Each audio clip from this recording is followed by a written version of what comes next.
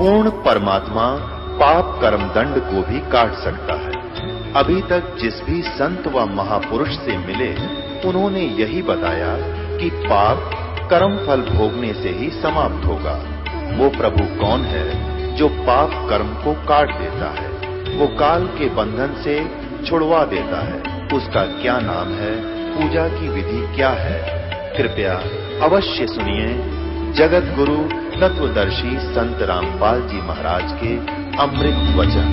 आप जी इस संसार रूपी कंकर, उनमें लोहे के कण थे, स्टील के कण थे, आप परमात्मा के हंस थे और इस परमात्मा ने चुंबक फेंक दिया सब जगह और आप उसके चिपक कर आ रहे हो। अरे बाप का नया जीवन शुरू हो जाएगा। तो गरीबदास साहिब जी ने परमात्मा से परिचित होने के उपरांत प्रभु की महिमा का एक कलम तोड़ विवरण किया है। कबीर परमेश्वर की महिमा बताते हुए गरीबदास जी कह रहे हैं कि वो किस प्रकार हमें समझाया करते थे। हिंदू और मुसलमानों को समझाया करते थे कि तुम साधनाएं गलत कर रहे हो। अब परमात्मा काजी मुल्ला जो मुसलमान धर्म को भ्रमित किए हुए हैं उनको कहा करते थे, और उधर से पंडित ब्राह्मणों को, पांडवों को और ये नकली मंडलेश्वरों को कहा करते थे कि तुम साधना गलत बता रहे हो, तुम भी परिचित नहीं हो, इन भोली आत्माओं को गुमराह करके काल के जाल में फंसाए बैठे हो। तो सच्चाई कहने से परमात्मा के कबीर जी के वो सभी शत्रु बन गए थे। कौन? मुल्ला और काजी और पंडित, और वो उस टाइम के गुरुवर हिंदू धर्म के। परमात्मा क्या कहा करते थे? काशी जोरा दीन का ये काजी खिलस करंत, गरीबदास उस सरे में झगड़े आन पड़ंत। सुन काजी राजी नहीं आप अलह खुदाए, गरीबदास किस हुक्म से तुमने ये पकड़ पछाड़ी गाय। अपने आत्माओं परमात्मा कबीर जी मुसलमान काजियों को कहा करते थे कि तुमने किसके आदेश से ये गाय मार दी? मांस खाने का आदेश कौन सी किताब में लिखा है? जैसे आप जी को कल रात्रि के समय रूबरू कराया था पवित्र बाइबल से, उत्पत्ति ग्रंथ में, उत्पत्ति ग्रंथ के और अध्याय नंबर 1 के श्लोक नंबर 26 और 27 में स्पष्ट किया, 28 में, कि परमात्मा ने कहा मनुष्य को मैं अपने जैसा अपने स्वरूप में बनाऊंगा, और ऐसा ही परमात्मा ने अपने जैसा मनुष्य को रचना कर दी, नर और नारी करके उनकी उत्पत्ति कर दी। फिर उनको आदेश दिया कि तुमने मांस नहीं खाना, केवल पृथ्वी के ऊपर जितने भी बीज वाले पौधे और फलदार वृक्ष हैं, ये फल ये तुम खा सकते हो, किसी को मांस खाने का आदेश नहीं है परमात्मा का। और पुण्यात्मा गरीबदास जी साहब कह रहे हैं कि कबीर साहब ऐसे कहा करते थे,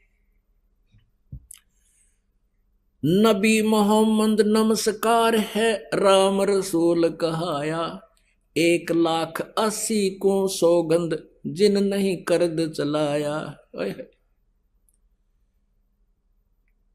कि नबी मोहम्मद आदरणीय हैं, नमस्कार है उनको, वो तो अल्लाह के रसूल बनकर आए थे, उन्होंने ये जुल्म नहीं किए। नबी मोहम्मद नमस्कार है राम रसूल कहाया। और हजरत मोहम्मद जी के उस समय 1,80,000 अनुयायी बने थे।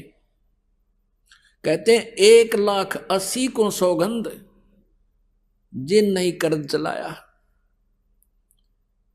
कसम है उन महापुरुषों की कि उन्होंने ऐसा जुल्म नहीं किया जो तुम करवा रहे हो और कर रहे हो। अपने आत्माओं मुसलमान धर्म को लगभग 1400 वर्ष हो गए। इसमें तो बुराई घर कर जाना कोई बड़ी बात नहीं। जैसे ये सिख धर्म है, ये तो ज्यादा से ज्यादा 500 वर्ष पुराना है, और गुरु ग्रंथ साहिब आपके पास उपलब्ध है, उसमें पढ़ के देख लो, जो कहीं भी मांस खाना और शराब पीना लिखा हो और ये कमावे शख और बड्डे बकरे और पीवे दारू। अब से पहले इतनी बुराई करगी इस पवित्र धर्म के अंदर, तो वो तो 1400 वर्ष पुराना हो गया। और यदि ये इस बुराई का अंत नहीं हुआ और 800 वर्ष के बाद सिख धर्म के आने वाले उस ग्रुप में ये कहने लग जाएंगे हमारे गुरु जी भी ऐसे खांदे पींदे सी, ये उनकी अपनी भूल है, वो महापुरुषों ने कभी छुआ तक नहीं था। तो यहां क्या बताते हैं, नबी मोहम्मद नमस्कार है राम रसूल कहाया, 1,80,000 को सौगंध जिन नहीं कर चलाया। फिर क्या बताते हैं, अरस कुरस पर अल्लाह तकत है, ओए होए, अरस कुरस पर, अरस माने आसमान के, कुरस माने अंतिम छोर पे, अरस कुरस पर अल्लाह तकत है और खालिक बिन नहीं खाली, वो पैगंबर पाक पुरुष थे साहिब के अब्दाली। ओए होए, क्या बताते हैं कि उस परमेश्वर का, कबीर भगवान का, अल्लाह अकबर का अरस कुर्स पर अल्लाह तकत है, अधर दुलीचे पड़े गुरुवन के, यानी अधर माने ऊपर, दलीचा माने वो बैठन का था स्थान, उसको हम सिंहासन भी कह देते हैं, तकत भी कह देते हैं। तो कहते हैं अरस कुर्स पर अल्लाह तकत है और खालिक माने परमात्मा के बिना कण भी खाली नहीं है, यानी उसकी दृष्टि से कोई जीव बाहर नहीं है। और वो पैगंबर पाक पुरुष थे जो 1,80,000 हजरत मोहम्मद पैगंबर जी के अनुयायी हुए, और अन्य जितने भी ईसा जी, मूसा जी, जितने महापुरुष हुए, कहते वो तो पवित्र आत्माएं थी, वैसा जुल्म नहीं करते थे जैसा तुम कर और करवा रहे हो। अरस कुर्स पर अल्लाह तकत है, खालिक बिन नहीं खाली, वो पैगंबर पाक पुरुष थे साहिब के अब्दाली। अब उसी दृष्टिकोण से कह रहे हैं कि तुम कौन सी किताब में लिखा जो तुम ये जुल्म कर रहे हो, क्योंकि परमात्मा ने जो आदेश देना था पवित्र बाइबल में, उत्पत्ति ग्रंथ में, 6 दिन में सृष्टि रची, 7वें दिन वो जो कहना था, सुनना था, आदेश देना था, विधान बताना था, वो बताकर चले गए। उसके बाद अब ये कुरान शरीफ के अंदर आप पढ़िएगा, लगभग 60% विवरण पवित्र बाइबल वाला है, और ये आदम जी को अपना आदि पुरुष मानते हैं, दोनों धर्म, ईसाई और मुसलमान धर्म के अनुयायी। तो बाबा आदम जो है, और उसी का विवरण है वहां पर पवित्र बाइबल में, और परमात्मा ने जो आदेश दिया था कि किसी ने मांस नहीं खाना, ये आहार है तुम्हारा, बीजदार पौधे जैसे गेहूं, चना, ज्वार, बाजरा, ये जो कुछ भी है, और बाकी काजू, किस्मत, सेब, संतरे, ऐसे मोहन मेवा दे रखी भगवान ने, फिर अड़ंगा खावें। तो वहां उसके बाद जैसे पवित्र बाइबल में आपको आगे पढ़ने को मिलेगा, उसमें क्या लिखा है कि ऐसे खुरों वालों का मांस नहीं खाना, ऐसे पशुओं का मांस खाना, ऐसों का नहीं खाना। ये उनका, किसका विधान है? ये भगवान का नहीं है, ये किसी फरिश्ते ने या किसी अन्य देव ने या किसी महात्मा पुरुष ने अपनी सोच उसमें लिख दी, वो मालिक का आदेश नहीं है। और यदि उस परमात्मा के विधान को ना मानकर हम किसी अन्य देव या फरिश्ते का आदेश पालन करते हैं, तो भगवान के विधान को हम तोड़ रहे हैं। जैसे एक थानेदार से मित्रता थी किसी व्यक्ति की, उसने अपने थानेदार मित्र से कहा कि मेरा गवांडी, मेरा पड़ोसी मुझे बहुत परेशान करता है, और मैंने सब तरह से उससे प्रार्थना कर ली, मान नहीं रहा, कोई यत्न करो। अब उस दरोगा जी ने कह दिया अपने मित्र से कि मार उसका लठ, माफ देख लूंगा। अब मित्र का आदेश पाके उस व्यक्ति ने, दरोगा का आदेश पाके, अधिकारी का, अपने पड़ोसी के साथ झगड़ा ठान लिया और उसके सिर में लठ मारा, वो मारते मर गया। अब राजा का विधान था कि कोई किसी की मृत्यु हत्या करेगा तो उसको सजाए मौत मिलेगी, अब उस नालायक ने एक अधिकारी की आज्ञा का पालन करके राजा का विधान भंग कर दिया, जिस कारण से उसको सजाए मौत होगी, उसकी भी फांसी लगी। तो पुण्यात्माओं, परमात्मा का आदेश विधान है कि मांस नहीं खाना मनुष्यों के लिए, फलदार वृक्ष और बीजदार पौधे, नथिंग एल्स।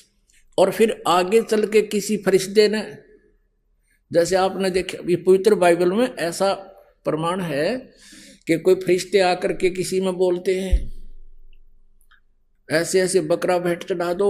जैसे आपने देखा होगा हिंदू धर्म में कोई भूत बोला किसी में, मैं भैरव हूं, बकरा चढ़ाओ, दारू पीऊंगा। अब बेटी के बाप तू बड़ा हलवा खा ले, फिर वो डरते उसको बकरा भी कट बनावे और उस नवकम्यता शराब भी पिलावे, और फिर भी वो दुमस्ता रहे वो, क्योंकि सत भक्ति और भगवान की दया बिना ये आपत्ति टला नहीं करती, दूने पाप बढ़वावे है। तो वो आदेश यदि पवित्र बाइबल में ऐसा है कहीं लिखा है तो परमात्मा का आदेश नहीं, किसी थानेदार का आदेश है, और उसका पालन करने से आप दोषी हो गए, आपको सजा मिलेगी, ये छूना भी नहीं। सुन काजी राजी नहीं आप अलह खुदा, गरीबदास किस हुक्म से तन पकड़ पछाड़ी गाय। अब कबीर साहब की महिमा को गरीबदास जी सुना रहे हैं और बता रहे कबीर साहब की और उन काजियों की वार्ता। परमात्मा कबीर जी कह रहे हैं कि एक काजी तने किसके आदेश से गाय मार दी, कत्ल कर दिया इसका। और फिर बताते हैं ये गऊ क्या है, गऊ हमारी मात है, पीवत जिसका दूध है, गरीबदास काजी कुटिल तन कत्ल किया औजूदे। अब जिसका हम दूध पीते हैं उसको मां की दृष्टि से देखते हैं। पहले गाय ही होती थी अपने भारतवर्ष में, भैंस नहीं थी। अब गऊ भी माता है और भैंस का दूध पीवांगे तो भैंस भी माता है, और बकरी का दूध पीवांगे तो बकरी भी माता है, यानी आदरणीय है वो। फिर उनका मांस खावें तो क्या कहते हैं, गऊ हमारी माता है, पीवत जिसका दूध, गरीबदास का जी ही कुटिल तन कत्ल किया औजूद।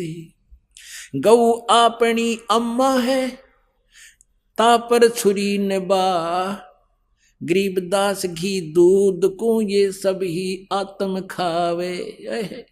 अब परमात्मा परमेश्वर कबीर जी कितनी यानी हमारे हित की बात कहा करते थे, लेकिन वो स्वार्थी व्यक्ति परमात्मा के शत्रु बनते चले गए। कि गऊ अपनी अम्मा है, इस पर छुरी ना बाह। और कबीर साहब कहते हैं कि गरीबदास इस घी दूध को सब ही आत्म खा, यानी गऊ ना तो हिंदू को बना करती दूध पीते ना मुसलमान को, और कहते फिर इसका मांस खाते हो। अब एक गाय लगभग 6-7 बार बच्चा देती है और लगभग 10 वर्ष तक या 8-7 वर्ष तक वो दूध पिलाती है आपको। आप उसका दूध पियो और मांस तो एक बार खा के तुमने फारिग कर दिया और पाप के भागी बन गए।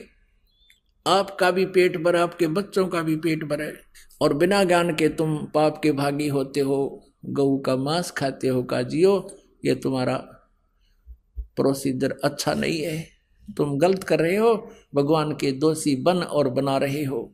अब क्या बताते हैं, ऐसा खाना खाइए माता के नहीं पीड़े, गरीबदास दरगह सर तेरे गढ़ में पड़े जंजीरी। काजी पटक कुराने को उठ गए सिर पीटे, गरीबदास जो ला कही ये बानी अकल अधीठ। अब जैसे ज्ञान चर्चा होती थी, परमात्मा उनको ये नसीहत दिया करते थे, उनको शिक्षा दिया करते थे, तुम ऐसा मत करो, तुम पाप के भागी हो रहे हो। कहते हैं वह काजी और मुल्ला उनके साथ इतना, क्योंकि वहाँ बैठे उपस्थित लोग तो इस बात से सहमत होते थे कि कबीर जी ठीक कह रहे हैं, और उनकी मिट्टी पलीत हुई थी। तो कहते वहीं पर कुरान शरीफ भी छोड़ गए और चले गए, कहने लगे हम राजा को शिकायत करेंगे, इसकी ये निकम्मा आदमी है। और क्या बोले, जुल्हा दीन बिगाड़िया काजी आए फेरे, गरीबदास मुल्ला मुर्ग अपनी अपनी बेर। अब काजी मुल्ला उठ कर चले गए। गोष्ठी हो रही थी, सैकड़ों की संख्या भगत मुसलमान और हिंदू उपस्थित थे। तो काजी मुल्ला उठ कर चले गए, उनको फिर लाए पकड़ के कि जाओ ना बैठो, चर्चा तो करो। फिर बैठ गए। अब परमात्मा क्या बताते हैं, मुर्गे से मुल्ला बनो तुम मुल्ला फिर मुर्ग, गरीबदास दो जग धसोगे तुम न पावे नहीं स्वर्ग। अब क्या बताते थे कि परमात्मा का विधान है, आज मुर्गे को तुम काट रहे हो, बकरी गाय को काट रहे हो, अगले जन्म में काजी तू तो मुर्गा होगा, मुर्गा और मुर्गा बनेगा काजी, ये तेरी गर्दन काटेगा, ये तुम्हारा टेट फॉर टेट सदा बना रहेगा। तो ऐसा जुर्म ना करके तेरे को आगे फिर ये मुर्गा बनकर शीश देना पड़ेगा इसको। फिर क्या बताते हैं, काजी कलमा पढ़त हो और बाँचो फिर कुराने।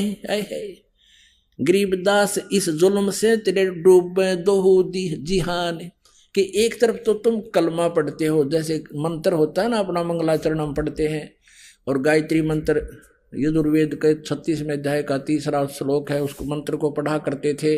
तो वो तो कहते तुम पवित्र वाणी कलमा तो पढ़ रहे हो भगवान की महिमा का, और उधर से गाय काट रहे हो। अरे तेरा गजब, वो ये क्या बात हुई, इधर से तुम भक्ति कर रहे हो और वो जुल्म कर रहे साथ की साथ। काजी कलमा पढ़त हो तुम और बाँचो फिर कुराने, इसे पवित्र ग्रंथ को भी पढ़ते हो और फिर तुम गाय बकरे मुर्गे काटते हो। गरीबदास इस जुल्म से थरे डूबे दो जिहान, यानी दोनों स्थान बिगड़ जाएंगे, ना तुम यहाँ के रहोगे ना तुम स्वर्ग जा सकते, यहाँ भी तुम इब्रान माटी यानी पाप के भागी होगे।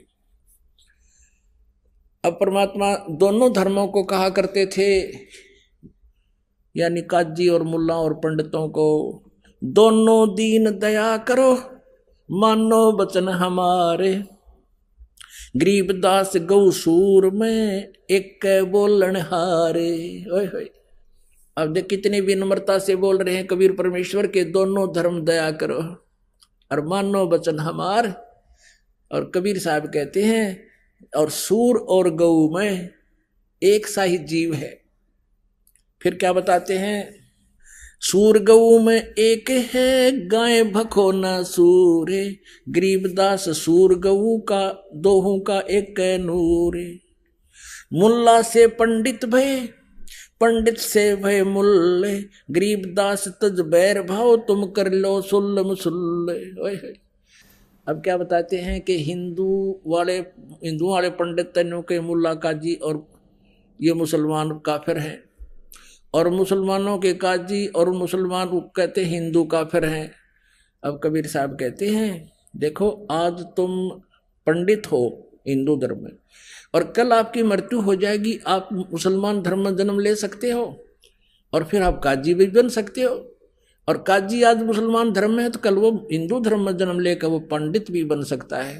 तुम आपस में ये झगड़े छोड़कर सुल्लम सुल अपना कंप्रोमाइज कर लो।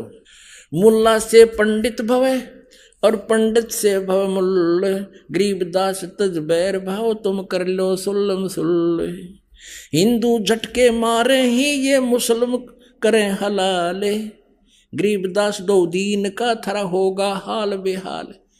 अब देखो कितनी अपनी अपनी चतुरता दिखा रहे हैं। हिंदू के पंडित भी भेंट चढ़वाते हैं, माताओं को बदनाम करते हैं कि काली तो झोटे मांगे काली माई, और फलानी माई बकरे खाती है, वो माई फिर मुर्गा खाती है, खावा बेटी के बाप ये जीभ के चठोरे। तो कहते हैं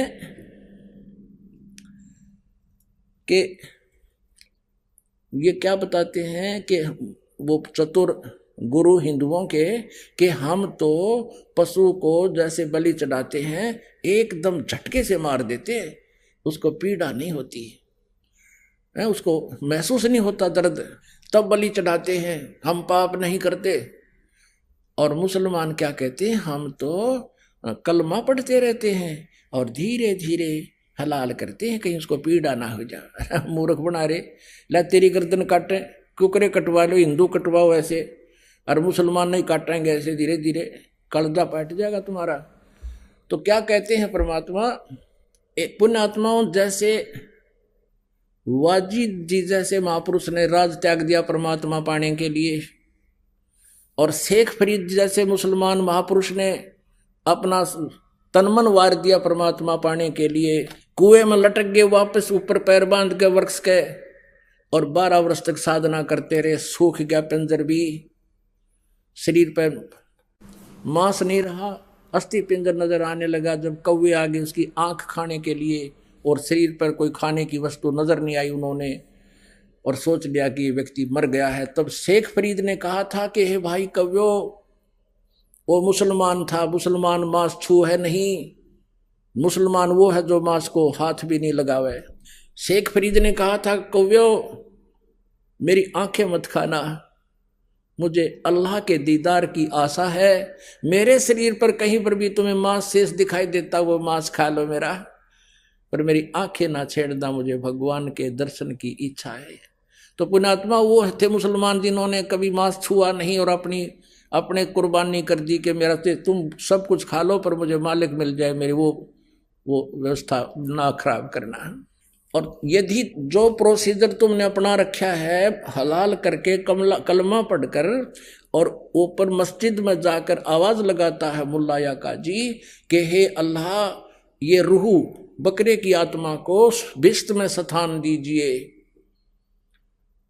अब परमात्मा कहा करते कबीर जी, जय या रूह तैं भिष्ट पठाई तो कर तदबीर कबीला भाई। कबीर परमात्मा उन काजी और मुल्ला को कहा करते थे, यदि तू अपने इस प्रोसीजर को, इस वे ऑफ वर्शिप को स्वर्ग जाने की मानता है, तुझे कॉन्फिडेंस है, तो अपने परिवार को भेज, उसको कर हलाल सबको, और आदेश दे भगवान को कि इसको स्वर्ग में रखना, मेरे परिवार आ रहा है।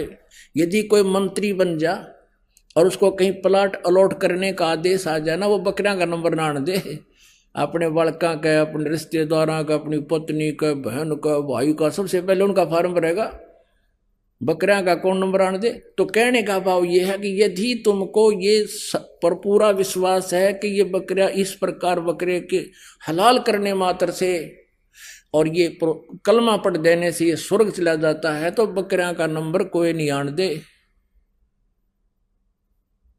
तो परमात्मा की इन खरी खरी बातों से, सच्चाई से वो सारे चंगर गए, क्योंकि राज तजना सहज है और सहज त्रिया का ने, और मान बढ़ाई ईर्षा ये दुर्लभ तजना ये, और ये तजे बिना भगवान नहीं मिल सकता।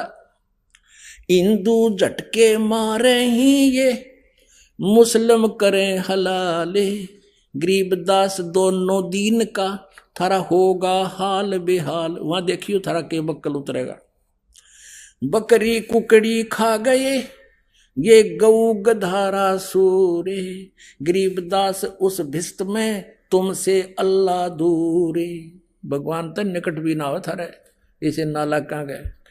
रब की रूह मारते और खाते मोरे मोरे, गरीबदास उस नरक में नहीं खुन्नी को ठोरे। घोड़े ऊंट अटक नहीं ये तीतर क्या खरगोश, गरीबदास इसे कुकर्मी से अल्लाह है सो को से। सुन मुल्ला उपदेश तू कुफर करे दिन रात, गरीबदास हक बोलता और मारे जीव अनाथ। एक तरफ से कहता है मैं हक यानी सही कर रहा हूं, और मारे इन अनाथ जीवों को तुम मार रहा है, और कह रहा है मैं ठीक कर रहा हूं, हक कर रहा हूं, अच्छा कर रहा हूं। सुन काजी कलिया किया ये जाड़ सुआद रे जंद, गरीबदास दरगाह में तेरे गल में पड़ेगा फंद। अब क्या बताते हैं कि कैसा खाना खाओ, बासमती चावल पके, बासमती चावल पका और गरत खांड टुक डारे, गरीबदास करो भक्ति ही ये कूड़े काम निवारे। अब खाने का क्या बताते हैं कि बासमती तो चावल बनाओ और उसमें खांड और घी देसी डाल कर खाओ और भक्ति करो, ये बकवाद छोड़ दो। बासमती चावल पका गरत खांड टुक डारे, गरीबदास करो बंदगी ये कूड़े काम निवारे। फिर क्या बताते हैं, फुल्का धोवा दाल कर हलवा रोटी खाए, गरीबदास काजी सुन ये मिट्टी मांस ना पकाए। कहते हैं भाई फुल्के और दाल बढ़िया बना के खा अपनी मूंग की, और हलवा रोटी बना ले जो ज्यादातर बहुत अच्छा है। तो गरीबदास काजी सुन ये मिट्टी मांस ना पका। रोजे रखें और खून करें फिर तस्बीह ले हाथ, गरीबदास दरगह सरेतन बहुत करी है घात।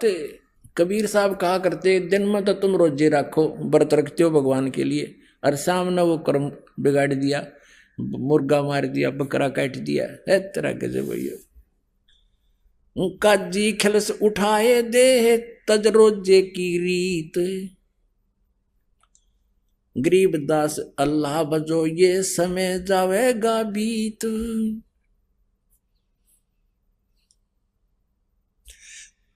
काजी राजी क्यों हुआ जो हती अल्लाह की रूह, गरीबदास छूटे नहीं ये लेखा दूबर दू। अब इस प्रकार के विचार परमात्मा उनके हित में ही दिया करते थे काजी मुल्ला और पंडितों को। लेकिन परमात्मा की वाणी है कि कहें साची माने बुरी यही परीक्षा नीच, कि उनके भले की कहें भली वो माने बुरी यही परीक्षा नीच। अब परमात्मा के तो हिंदू भी उसी के बच्चे हैं और मुसलमान भी उसी की आत्मा है। अब वो तो उनको पता है परमेश्वर को कि ये काल के द्वारा प्रेरित हैं, और काल चाहता है इनके इतने कर्म बिगड़वा दूं, इनको फिर नरक में ठोक दूं, गणे जनते इनकी आंखें ना खुलें, या फिर गधे कुत्ते बना कर छोड़ दूं, कहीं इनको परमात्मा का पता ना लग जाए, सच्चाई का ज्ञान ना हो जाए। अब काल प्रेरणा से काजी और मुल्ला चिंगर गए, बिगड़ गए और बहुत बड़ा बुरा माना, भगवान के साथ बहुत बदतमीजियां की। अंत में क्या हुआ, एक बार सिकंदर लोधी चला गया काशी में, क्योंकि वो सिकंदर लोधी दिल्ली का बादशाह था, और वहाँ काशी का जो नरेश था, राजा था, वो वीरदेव सिंह बघेल था, बघेला। वीर सिंह बघेला कबीर परमेश्वर जी की शक्ति और ज्ञान से परिचित होकर के, उनकी महिमा से परिचित होकर के उनका शिष्य हो गया था। अब वो पंडित और काजी इसलिए वो शांत थे, वहां चुप बैठे रहते थे, कबीर जी के साथ तो खसते रहते थे, लेकिन राजा के पास नहीं जाते थे शिकायत करने कि वो तो इनका शिष्य है। एक बार सिकंदर लोधी दिल्ली का बादशाह, उसके अंतर्गत सभी छोटे नरेश आते थे, वो पहुंच गया काशी में और लग गया दाव नकलियों का। अब वो काजी और मुल्ला हजारों की संख्या में इकट्ठे होकर पहुंच गए राजा सिकंदर लोधी के पास। सिकंदर लोधी ने कारण पूछा कि आज कैसे इतने समूह इकट्ठा होकर आया है, क्या आपत्ति है आपको, बताइए। उन्होंने क्या बताया, उन्होंने क्या बताया कि एक हिंदू कबीर नाम का है, और उसने हमारे इन मुसलमान धर्म की बेइज्जती कर दी। वो कहता है कि मांस मिट्टी मत खाओ, और हमारे मुसलमान धर्म की क्रियाओं को गलत बताता है, और अपने आप को भगवान बताता है। नमक मिर्च और लगा दी। तो सिकंदर लोधी ने कहा कि लाओ पकड़ के। यूं आदेश पाते ही एक व्यक्ति को पकड़ने के लिए 10 सिपाही पहुंचे, लाए पकड़ कर परमात्मा ने। अपनात्मा वहां हजारों की संख्या में हिंदू मुसलमान दर्शक बैठे, राजा बैठा। राजा ने कहा कि तू कौन है, तू अपने आप को भगवान बताता है, यदि तू अल्लाह का रसूल है तो तेरी परीक्षा लेते हैं। एक गऊ मंगा दी, क्योंकि परमात्मा कह रहे थे गऊ मत मारो पाप होगा, तो ये तो उल्टे पड़े फिर भूंड की तरह। तो गऊ मंगाई और कहा कि इसको हम कत्ल करते हैं तेरे सामने, और तू जीवित कर देना कबीर, अगर तू अल्लाह है या उसका रसूल है। हमारे अल्लाह हजरत मोहम्मद ने गाय को मार कर जीवित कर दिया था। अब हजरत मोहम्मद जी ने गाय को कैसे मारा था, उसने वचन से मारा था, शब्द से, अपनी आध्यात्मिक शक्ति से। और आध्यात्मिक शक्ति से ही जीवित कर दिया था, उसका मांस नहीं खाया था। और तुम करो रीस नकल, परमात्मा ने उनको बताया। फिर भी उन्होंने कहा कि ये गाय काट दी हमने, क्या बगाऊ थी, पेट में बच्चा था, माँ बेटों का 4 टुकड़े हो गए। अब सिकंदर लोधी ने कहा कि अब बोल, तू क्यों बैठा है, चुप कर, जीवित नहीं तेरी गर्दन काटेंगे। परमात्मा खड़े हुए और कहा, हम ही अलखला हैं कुतुब गोस और पीर, और कह कबीर खालिक दनी हमरा नाम कबीर, मैं हूँ अल्लाह अकबर, और हम ही पूरी सृष्टि के मालिक हैं। हम ही अलखला हैं कुतुब गोस और पीर, गरीबदास खालिक दनी मेरा नाम कबीर। दोनों माँ बेटा के एक थपकी उसका मारी, एक बच्चे का, दोनों के शरीर जुड़कर जीवित हो गए, और गाय के नीचे बच्चा लाकर दूध की बाल्टी भर दी कबीर परमात्मा ने। बोलो बंदी छोड़ कबीर साहेब की जय।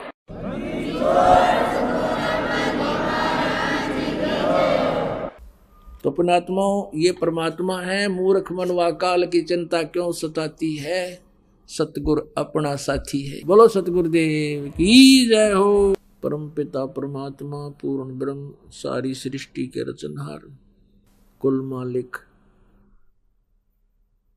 कबीर परमेश्वर जी की असीम कृपा से आप चंद पुण्यात्माएं परमात्मा की महिमा सुनने के लिए यहाँ आश्रम में पहुंच पाए।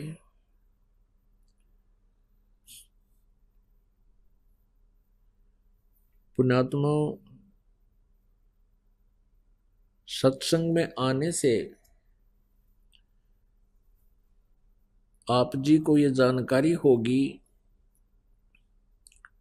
कि सचमुच हम बहुत गलत स्थान पर रह रहे हैं।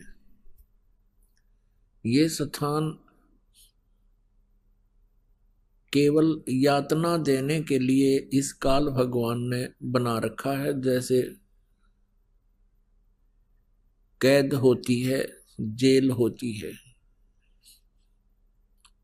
तो यहाँ प्राणी को कैसे इस पृथ्वी लोक पर यह भेजता है, और यहाँ परमात्मा की तरफ से कोई सुविधा नहीं है। यहाँ का जो भगवान है, यहाँ का जो स्वामी है, वो काल है, और जिसका नाम काल है तो उसमें रहम नहीं होता है, उसमें दया नाम की चीज नहीं होती, जिसका नाम काल है। और ये गीता अध्याय नंबर 11 के श्लोक नंबर 32 में स्वयं कह रहा है कि अर्जुन मैं काल हूं, और अब इन सभी सैनिकों का, सभी लोगों का नाश करने के लिए अब प्रवृत्त हुआ हूं। तो इससे अंडरस्टूड है कि यहां जो दुख हमें दे रखा है शायद ये कम ही हो, क्योंकि काल जो है वो केवल दुख ही दे सकता है, सुख नहीं दे सकता। इसी कारण से आप जी कहीं किसी कामवश जंगल में गए हैं, खेतों में कार्य कर रहे हैं या मजदूरी कर रहे हैं, एकदम ओले गिरने लग जाते हैं, सिर में लगो, आंख फुटो से टांग टूटो, भागकर इधर उधर किसी वृक्ष या मकान की शरण ले लें तो जान बच सकती है, अन्यथा नहीं। कहीं पर फ्लड आ जाती है, लाखों व्यक्ति बह जाते हैं, मर जाते हैं। अन्य प्राणियों का तो कहना ही क्या, वो कितनी कितनी संख्या में मरते हैं, बिलों में, अन्य स्थानों पर। कहीं पर भूकंप आ जाता है, वहां पर भी कई हजारों लाखों की संख्या में प्राणी, मनुष्य, मानव समाप्त हो जाते हैं। आराम से लेट रहे हैं, भूकंप आया, पूरा इलाका नष्ट हो गया, हाहाकार मच गई। ये कोई स्थान है? ये कोई रहने के लायक है? एक राजा है, यहाँ का राजा तो हम सुप्रीम पावर मानते हैं, मुख्यमंत्री हुआ, प्रधानमंत्री हुआ, और उसकी दुर्गति 1 सेकंड में हेलीकॉप्टर क्रैश हो गया, उसके हड्डों का पता नहीं कहाँ गिरे जाके। तो यहाँ परमात्मा याद दिलाते हैं कि तुम इस गलत स्थान पर रह करके इस काल के द्वारा ये झूठे सुख को प्राप्त करके भूल गए हो उस पूर्ण परमात्मा को। हमें याद दिलाते हैं परमेश्वर, कबीर कहाँ गर्बियो ये काल गह करके से, ना बेरा का मारेगा के घर के परदेशो। परमात्मा कहते हैं, ए भोले जीव, तू किस चीज पर अभिमान किए फिरता है? एक छोटी सी पोस्ट पा करके, एक छोटे से टुकड़े का मुखिया बनकर, राजा या मंत्री प्रधानमंत्री बनकर तू कहाँ रह रहा है? ये काल गह करकेश, यानी तेरे बाल पकड़ेगा जब तेरी अंत समय आएगा, और वो अंत समय ना जाने कहाँ आ जाएगा। घर भी आ सकता है और परदेश में तू गया है वहां भी आ जाएगा, तो वहीं तुझे मार डालेगा, छोड़ेगा नहीं। कहाँ जन्मे कहाँ पाले पोसे, खूब लड़ाए लाडे, ना जाने इस देह के है कहाँ खंडेंगे आड़े। पुण्यात्मा, परमात्मा की ये वाणी आप जी ने हृदय में धारनी पड़ेगी। और इस गंदे लोक में यदि तुम थोड़ा बहुत सहारा भी चाहते हो, सुख भी चाहते हो, प्रोटेक्शन भी चाहते हो कि ऐसी आपदाएं ना आवे हमारे ऊपर, तो इस परमेश्वर कबीर जी की शरण ही ग्रहण आपने करनी पड़ेगी। यदि पूरा विश्व आज इस परमेश्वर की शरण में आ जावे और ये दास जो नाम जाप और विधि और मर्यादा बता रहा है इसका पालन कर ले, पुनः फिर सतयुग जैसा माहौल शुरू हो जाएगा। सतयुग में क्या होता है कि बहुत लंबी आयु हो जाती है, क्योंकि अकाल मृत्यु नहीं हो सकती, ये काल फिर अटैक नहीं कर सकता, और आपस में बहुत ही अच्छा प्रेम बनेगा, या लूट खसोट रिश्वतखोरी हाहाकार मची है।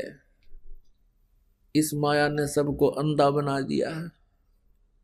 ऐसे बड़े बड़े मंत्री और मुख्यमंत्री, प्रधानमंत्री तक के ऊपर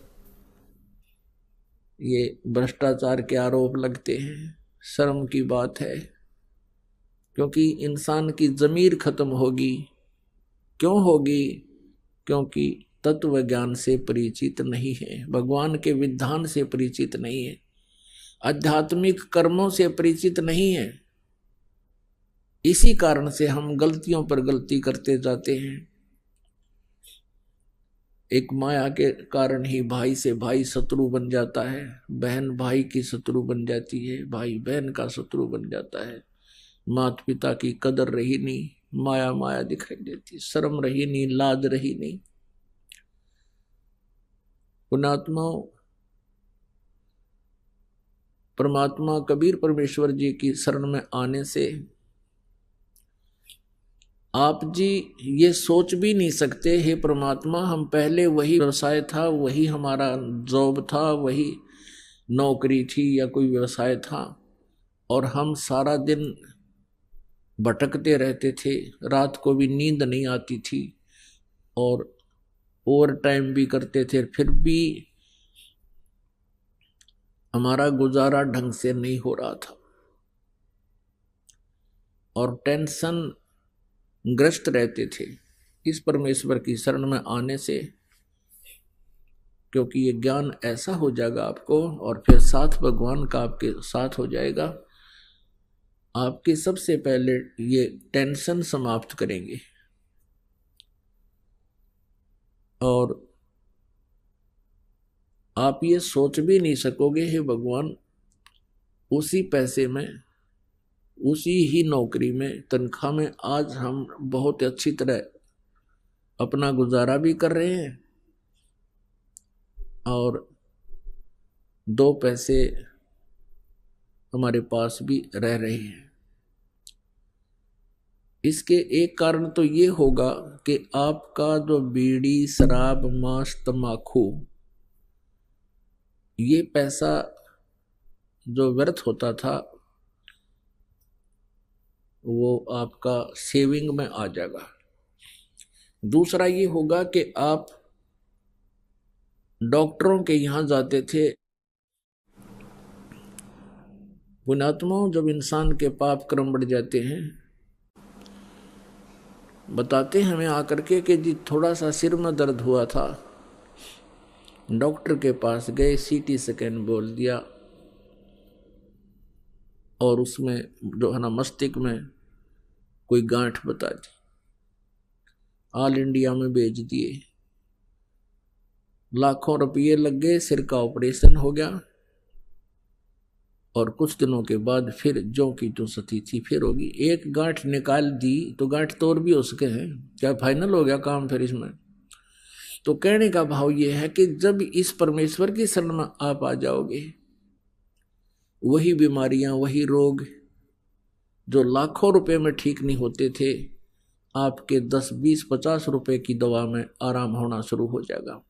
बहाना करता है परमात्मा, थोड़ी बहुत औषधि भी लेता रहे और साथ में परमात्मा की भक्ति करे, फिर देखना कैसे होता। तो पुण्यात्माओं, ऐसे बहुत से भक्त आते हैं, वो बताते हैं कि जी पहले हमारे साल भर में कम से कम भी 20,000 रुपये का मेडिकल का खर्चा होता था, डॉक्टरों का। और फिर वो बीड़ी बंडल वाले तो कहना है कि शराब वाला, और बीड़ी का हिसाब लावे तो भी आदमी प्रतिदिन 10-12 रुपए की बीड़ी, और सिगरेट पीने वाला तो मेरे ख्याल में 50-100 रुपए की जो ना पी जाता है। तो महीने का हिसाब लावे तो 2-2,500 रुपये ये खराब होते थे, ये बच जाते हैं। और फिर वो जो शराब पीता है उसका तो एस्टिमेटर नहीं लाया जा सकता हो कितना नाश कर दे एक महीने में। तो परमात्मा की भक्ति में ये विकार नहीं चलते, ये आपने कंपलसरी त्यागने पड़ेंगे यदि आप परमात्मा चाहते हो और सुख चाहते हो इस लोक में भी, और फिर आपके घर में बरकत दिखाएंगे। क्योंकि हम परमात्मा की महिमा से परिचित नहीं है, हम नियत खराब करके अपने में घने समझदार बनकर और क्लेवर बनकर भगवान के लाभ को प्राप्त नहीं कर पाते हैं। उपदेश लेने के बाद भी हम अपनी चतुरता नहीं त्यागते हैं, अपनी सोच से ही, हम अपनी अटकलों से ही भगवान के विधान को भी रिजेक्ट करते रहते हैं, तो परमात्मा मदद नहीं करेगा। परमात्मा का नाम उपदेश लेने के बाद आपके अगम मगरम सब समाप्त हो जानी चाहिए, ब्लाइंड फेथ करना पड़ता है प्रभु पर। और भक्त हमेशा ही ब्लाइंड फेथ करते आए हैं परमात्मा पर, यानी पूर्ण विश्वास, जिसको अंधविश्वास कहें तो अच्छा नहीं लगेगा, पूर्ण विश्वास। अंधविश्वास कैसे करते थे कि जो गुरुजी ने बता दिया, संत ने बता दिया, हमने उसको सिरोधार्य कर लिया। हम ब्लाइंड फेथ करते थे, आंख मीच कर विश्वास करते थे ऋषि और गुरुओं पर कि ये बड़े विद्वान पुरुष हैं, इन्होंने परमात्मा को जाना है, देखा है, पहचाना है, जिस कारण से ये, क्योंकि ये संस्कृत भी जानते हैं और वेदों और पुराणों और गीता जी का ये रेफरेंस भी दे रहे हैं और संस्कृत साथ में बोलते भी हैं, तो हमारा डाउट खत्म हो गया था कि ये कुछ ना जानते। और जिस कारण से आज तक कोई भी संत रूप में पनप गया, ये श्रद्धालु उसके पास ऐसे चिपक जाते हैं जैसे दीपक के चारों ओर ये पतंग मंडराते हैं और जलकर मर जाते हैं। तो इसी प्रकार इन नकली गुरुओं के पास जो प्राणी जाते हैं वो ऐसे अपना जीवन नष्ट कर देते हैं जैसे दीपक के पास पतंग जा करके नष्ट हो जाते हैं। उनका स्वभाव है, ऐसे श्रद्धालुओं का स्वभाव है कि वो गुरु और संत पर पूर्ण विश्वास किया करते हैं, और उस स्वभाव का दुरुपयोग कर लिया इन नकली गुरु, ऋषि और मंडलेश्वरों ने। पूरे समाज को परमात्मा से कोसों दूर कर दिया। परमेश्वर आए थे कबीर जी,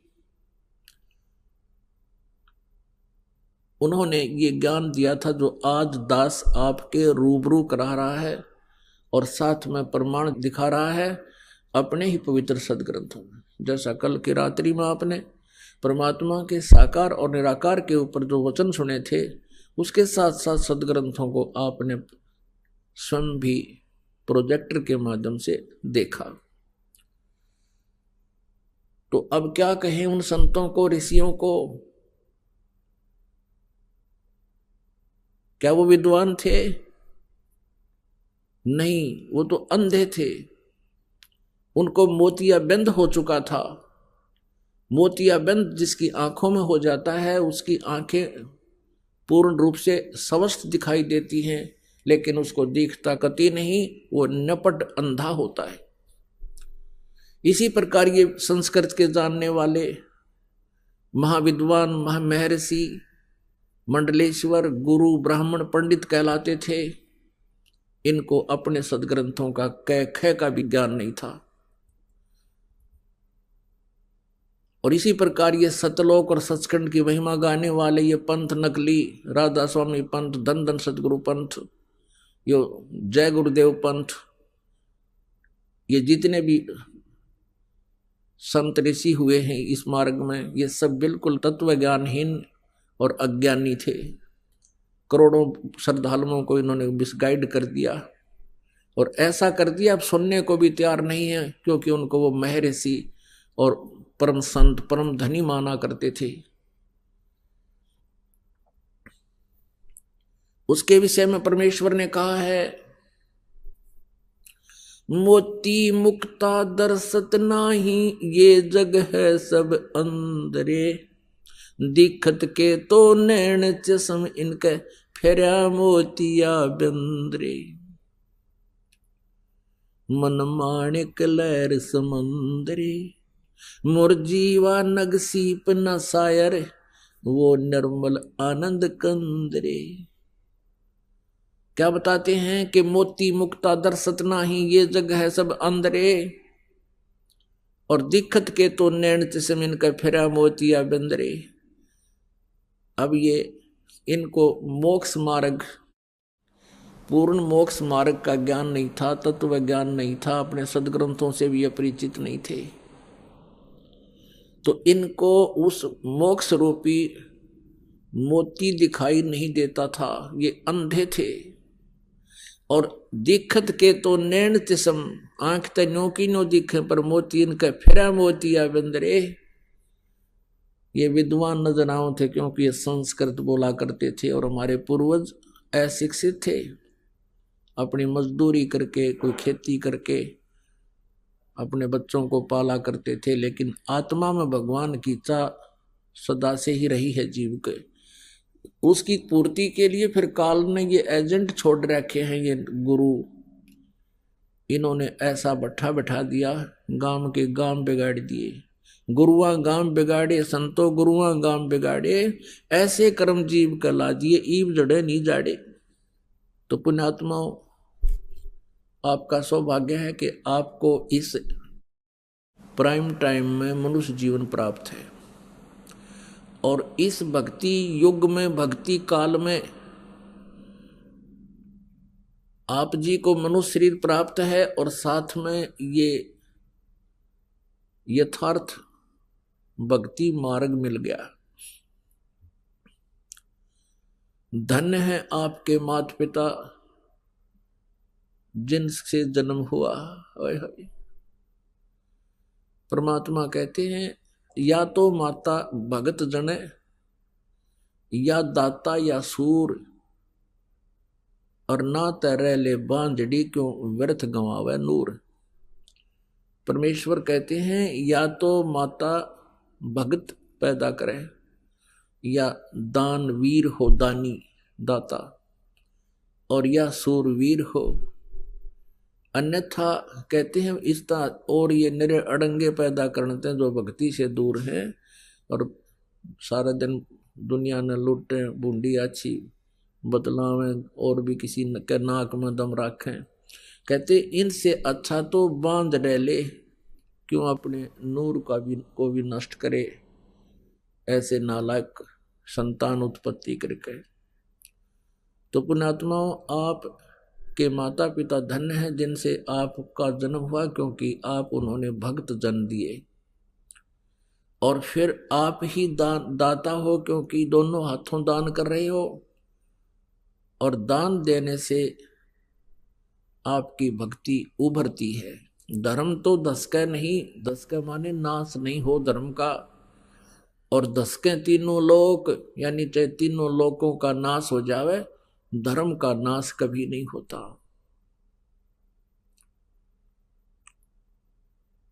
अब जैसे पुण्यात्माओं, सूरवीर भी भक्त ही होता है, भले ही वो वर्तमान में भक्ति नहीं कर रहा होता, उसके पिछले संस्कार सूरवीर के भक्त ही के होते हैं। जैसे प्रहलाद था सूरवीर, बिना हथियार का सूरवीर था।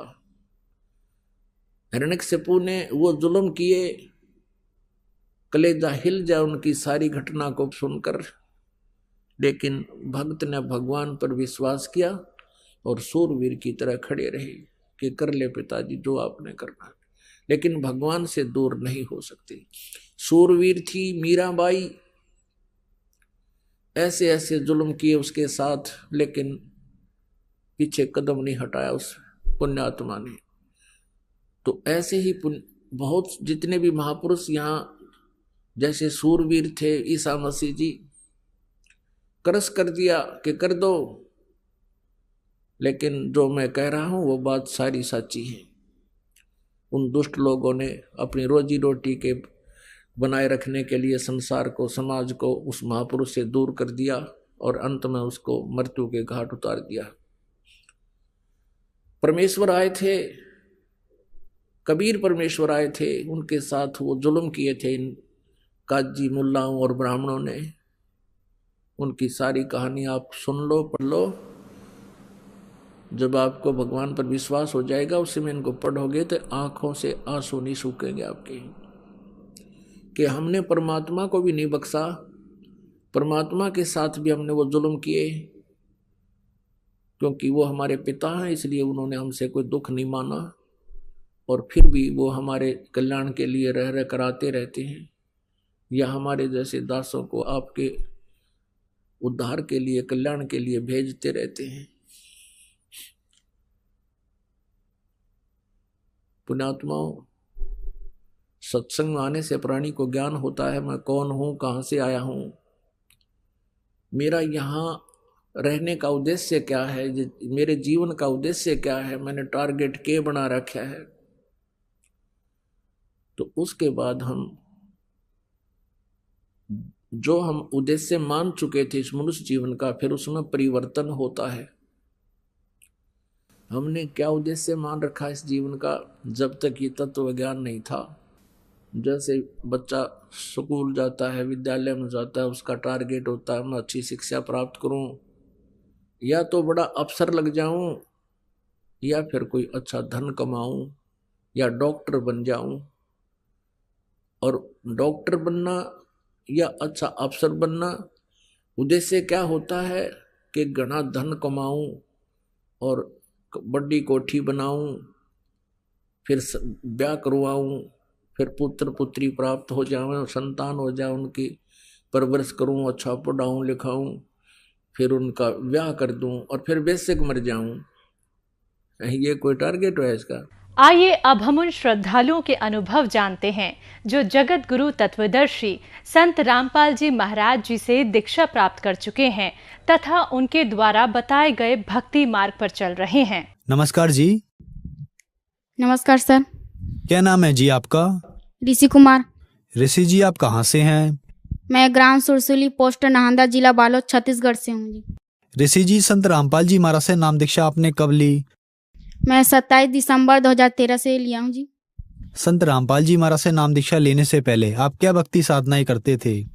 मैं भक्ति साधना नहीं करता था, लेकिन मेरे मम्मी पापा भक्ति साधना करते थे, क्योंकि मेरे एक थैलेसीमिया नाम की बीमारी थी। उस बीमारी में 2 महीने में 2 बॉटल खून चढ़ाना पड़ता था। हर मम्मी पापा वो साधना करते थे जो कोई लोग बताए थे जो यहाँ जाओ तो इस बीमारी का ठीक हो जाएगा, वहाँ पास जाओ, उस बाबा के पास जाओ, फिर ये बीमारी ठीक हो जाएगा। जो भी लोग बताते थे यहाँ पास जाओ, इस बीमारी है, थैलेसीमिया नाम की बीमारी थी मुझे, जिसमें 2 महीने में 2 बॉटल खून चढ़ाना पड़ता था, और उस 2 महीने में 2 बॉटल खून चढ़ाने के साथ और 1000 रुपये का डेली दवाई आता था। तो डॉक्टर बोले थे कि डॉक्टर वर्धमान हॉस्पिटल का है डॉक्टर प्रफुल्ल जैन, वो बोले थे कि इस बीमारी के लिए आप 2 बॉटल खून चढ़ाओ, 1 महीने में 2 बॉटल खून और 1000 रुपये का दवाई खाओ। और ये मेरे बीमारी के लिए यूएसए के डॉक्टर से भी संपर्क किए थे, तो बोले थे कि इसका इलाज नहीं हो सकेगा, आपको बेड में रहना पड़ेगा जिंदा लाश की तरह। ऋषि जी, जैसा कि आपने बताया कि आपको एक बहुत गंभीर बीमारी थी, यूएसए के डॉक्टर्स ने आपको बताया कि अगर आपको जिंदा रहना है तो जिंदगी भर ब्लड चढ़वाना पड़ेगा और जिंदगी भर दवाई खानी पड़ेगी। तो फिर आप संत रामपाल जी महाराज की शरण में कैसे आए? संत रामपाल जी महाराज की कृपा से मैं, एक हमारे रिश्तेदार हैं, हमारे मम्मी पापा के भांजे हैं, उन्होंने संत रामपाल जी महाराज से दीक्षा ले चुकी थी, तो मेरे को देखने आए थे। तो मेरे को डॉक्टर ने घर भेज दिया था कि आपका अंतिम चरण चल रहा है, कुछ दिन जिंदा रहेगा, फिर बच सकेगा तो बच सकेगा, नहीं तो सीधा उसके बाद शमशान घाट इसको ले जाना, कुछ दिन का मेहमान है कहकर। तो उन्होंने आए थे तो बताए थे कि यहाँ पर संत रामपाल जी महाराज से किसी से ले जाओ, बहुत सारी बीमारियाँ ठीक हो रही है वहाँ पास। तो हमारे मम्मी पापा ने आस किया कि चलो ना, क्यों ले जाते हैं, एक आखिरी आस है, नहीं तो जिंदा रहेगा तो रहेगा, नहीं तो हम इसको सीधा शमशान घाट ही ले जाएंगे कहकर।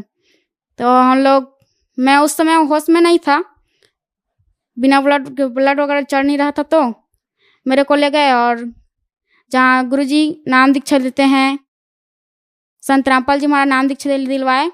उससे पहले संत रामपाल जी महाराज से आशीर्वाद दिलाए, तो आशीर्वाद दिलाए तो सिर पर हाथ रखे, तो तब से मैं चढ़ने लगा, उठने लगा, खाना खाने लगा। और मैं पहले कभी बुखार आ जाता था तो तुरंत खून मेरा सूख जाता था, तो 1 महीने में 2 बॉटल खून तुरंत चढ़ाना पड़ता था, तुरंत डॉक्टर के पास जाना पड़ता था और एडमिट करना पड़ता था। मेरा पूरा जिंदगी का कम से कम पूरा आधा 12 साल हॉस्पिटल में गुजरा है। ऋषि जी, आपने संत रामपाल जी महाराज से नाम दीक्षा ली और आपकी तबीयत में सुधार होता गया और आप ठीक हो गए। तो जब डॉक्टर्स ने आपको बताया था कि जिंदगी भर आपको दवाई खानी पड़ेगी और ब्लड चढ़वाना पड़ेगा, तो अब भी आपके साथ ऐसा होता है कि आप दवाई खाते हैं या आप बिल्कुल ठीक हैं?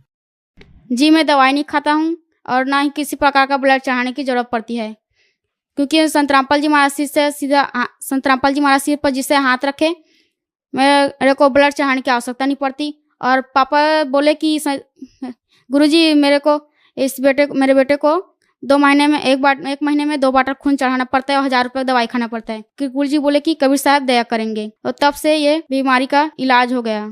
ये जो मेरी रिपोर्ट है, ये थैलेसीमिया की बीमारी का है जो मुझे हुआ है, और इसका इलाज नहीं है, जो डॉक्टर ने बताया गया है। इसमें महीने में 2 बॉटल खून चढ़ाना पड़ेगा और इसका 1000 रुपये डेली दवाई खाना पड़ेगा, जब तक जिंदा रहूंगा तब तक। ये रिपोर्ट देख सकते हो, डॉक्टर प्रफुल्ल जैन है। संत रामपाल जी महाराज से नाम दीक्षा कैसे ले सकते हैं? चैनल पर पीली पट्टी चलती है, उसमें नंबर दिया होता है आश्रम का, और उस नंबर से आप संपर्क कर सकते हैं।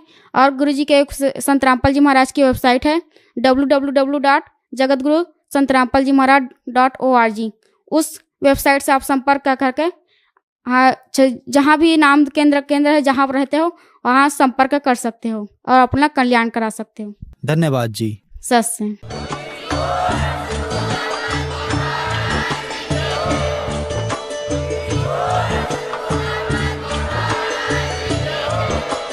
आप सुन रहे थे जगत गुरु तत्वदर्शी संत रामपाल जी महाराज जी के मंगल प्रवचन। अधिक जानकारी के लिए विजिट कीजिए हमारी वेबसाइट www.jagatgururampalji.org। संत रामपाल जी महाराज जी के शुभ आशीर्वाद से पूरे विश्व भर में 500 से भी ज्यादा नाम दीक्षा केंद्र हैं, जिन पर संत रामपाल जी महाराज जी द्वारा ऑनलाइन निशुल्क नाम दीक्षा दी जा रही है। अपने नजदीकी नाम दीक्षा केंद्र का पता करने के लिए संपर्क करें 8222880541।